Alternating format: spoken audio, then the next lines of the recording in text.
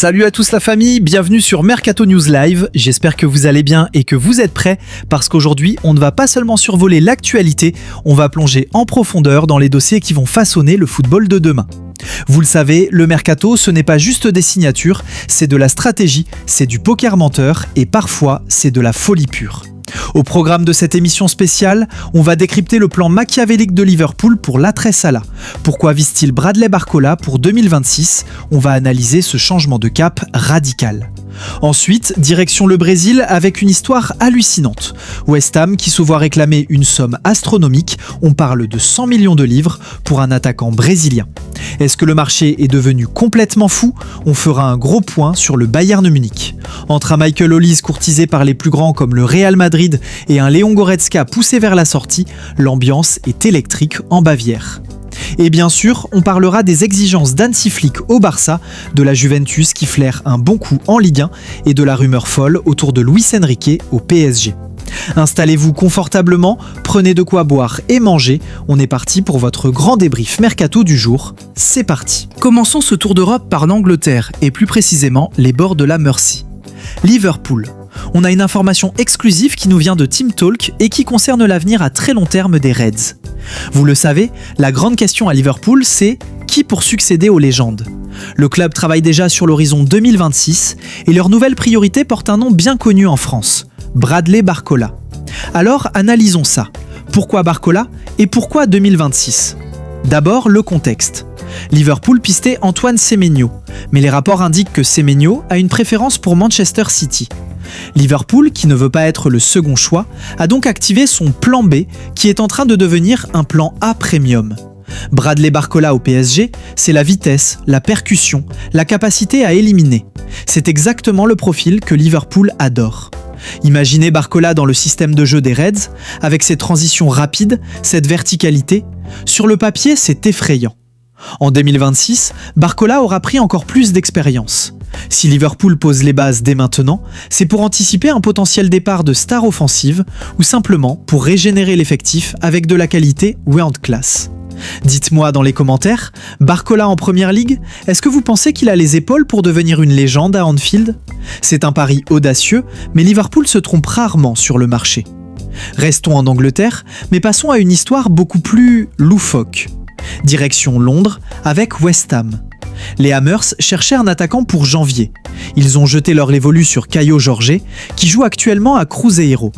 Il faut dire que le garçon a des stats incroyables en 2025. 46 matchs, 26 buts, 9 passes décisives. C'est une machine. West Ham, confiant, ouvre les négociations. Et là, douche froide. Non, douche glacée. Cruzeiro répond « Ok, vous le voulez ? C'est 100 millions de livres sterling. » Oui, vous avez bien entendu. Plus de 115 millions d'euros. Au début, les dirigeants de West Ham ont cru à une blague, un trait d'humour brésilien. Mais non, Cruzeiro est sérieux. Pourquoi ? Parce qu'ils ne veulent pas vendre. C'est ce qu'on appelle un prix dissuasif. Évidemment, West Ham a quitté la table des négociations immédiatement. Mais cette anecdote nous montre une chose intéressante sur le marché actuel. Les clubs sud-américains, conscients de la richesse de la Première Ligue, n'hésitent plus à demander des sommes lunaires pour protéger leurs talents. Caio Jorge restera donc au Brésil pour l'instant, à moins qu'un club ne perde la tête. Et pour finir sur la Première Ligue, un petit mot sur Manchester United. Il se murmure que les scouts des Red Devils sont tombés sous le charme d'un milieu de terrain espagnol. Le nom n'a pas encore filtré, ce qui est rare à notre époque. Mais quand United est sérieusement impressionné, généralement une offre suit dans les semaines à venir. On va surveiller ça de très près pour vous sur Mercato News Live. On traverse la Manche pour atterrir en Allemagne. Le Bayern Munich est au cœur de toutes les discussions aujourd'hui et il y a deux dossiers majeurs qui s'opposent. D'un côté, on a la nouvelle star, Michael Olise. L'ailier français a mis tout le monde d'accord en Bundesliga, à tel point que les deux géants absolus du football mondial, le Real Madrid et Manchester City, sont venus au renseignement. Mais la réponse du Bayern a été ferme, autoritaire, typique du géant bavarois. Il est intransférable. Selon CF Bayern, le club a fait savoir qu'il ne lâcherait Olise que contre une offre record mondiale. Qu'est-ce que ça veut dire ? Ça veut dire qu'il faudrait probablement dépasser les 222 millions de Neymar pour les faire réfléchir. C'est un message fort envoyé à l'Europe. Le Bayern n'est plus un club vendeur pour ses pépites. Ils veulent construire autour d'Aulis. Pour le Real et City, le message est clair. Passez votre chemin ou sortez le chéquier du siècle. De l'autre côté du spectre, on a le cas Leon Goretzka. C'est triste, mais c'est la réalité du foot. Goretzka, qui était un pilier du Bayern, est doucement poussé vers la sortie. Selon le journal AS, le joueur est ouvert à un départ, et l'Atlético Madrid est très intéressé. Le style de Simeone, combatif, physique, pourrait parfaitement coller avec Goretzka. Mais attention, il y a un twist. Le Bayern n'est pas sûr de vouloir le vendre à 100%. Il y a une réflexion en interne, pourquoi ne pas le garder comme joueur d'expérience, un leader de vestiaire ? Le problème, son salaire. Le Bayern envisagerait de lui proposer de rester, mais avec une baisse de salaire significative. C'est une situation délicate. Accepteriez-vous de baisser votre salaire pour devenir remplaçant dans votre propre club ? C'est le dilemme de Goretzka. L'Atlético reste en embuscade et pourrait profiter de cette frustration pour récupérer un joueur de classe mondiale. Enfin, un mot sur Leipzig. Eux, ils ont toujours des pépites. Leur défenseur géant, El Shaddai Bichabou, 1m96 à 19 ans, intéresse Leeds United. Leeds a changé ses plans pour janvier et veut absolument se renforcer derrière. Bichabou, avec son physique hors norme et sa formation parisienne, serait un ajout monstrueux pour le Championship ou la Premier League si Leeds monte. C'est un dossier à suivre pour les amateurs de jeunes talents. Parlons maintenant de l'Espagne. Au FC Barcelone, Hansi Flick ne cache plus ses intentions. L'entraîneur allemand a fait un constat simple mais inquiétant, son effectif est trop court en défense. Selon le journal Sport, Flick a été très clair avec la direction, Laporta et Deco. Il faut recruter un défenseur central en janvier, mais pas n'importe lequel. Flick est un pragmatique.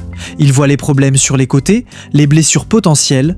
Il veut donc un profil hybride, un défenseur central capable de glisser latéral si besoin. Un peu comme ce que fait Jules Koundé, mais peut-être pour le côté gauche ou pour doubler les postes. C'est une demande précise qui met la pression sur les finances du Barça. Trouver un joueur polyvalent, bon et pas cher en janvier, c'est chercher une aiguille dans une botte de foin. Heureusement, la Masia est là. Le club peut sourire grâce à ses jeunes prêtés. D'abord, Aaron Iacobishvili.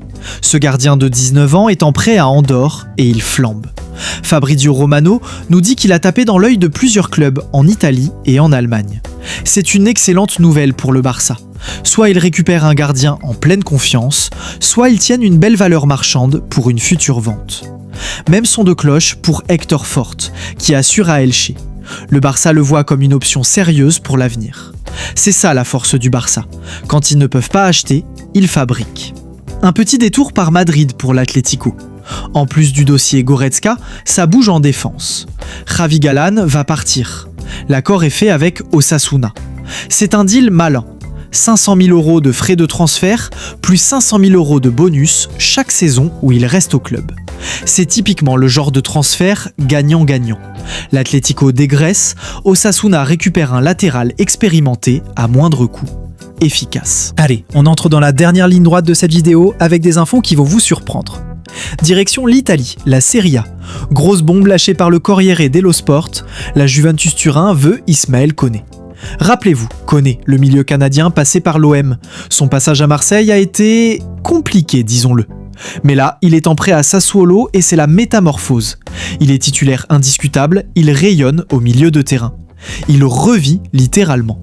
La Juve, qui cherche toujours à densifier son milieu, a flairé le bon coup pour l'été prochain. C'est une info qui doit faire plaisir aux supporters marseillais. Si Koné brille et que la Juve l'achète, c'est une rentrée d'argent inespérée pour l'OM. Comme quoi, dans le foot, tout va très vite. Un joueur en difficulté un jour peut être courtisé par la vieille dame le lendemain. Au Paris Saint-Germain, on prépare aussi l'avenir, mais sur le banc. On parle souvent des joueurs, mais là, c'est le coach qui est à l'honneur. La rumeur enfle, le PSG envisagerait d'offrir un contrat à vie ou très longue durée à Luis Enrique. C'est un concept rare, ça rappelle l'ère Ferguson ou Wenger.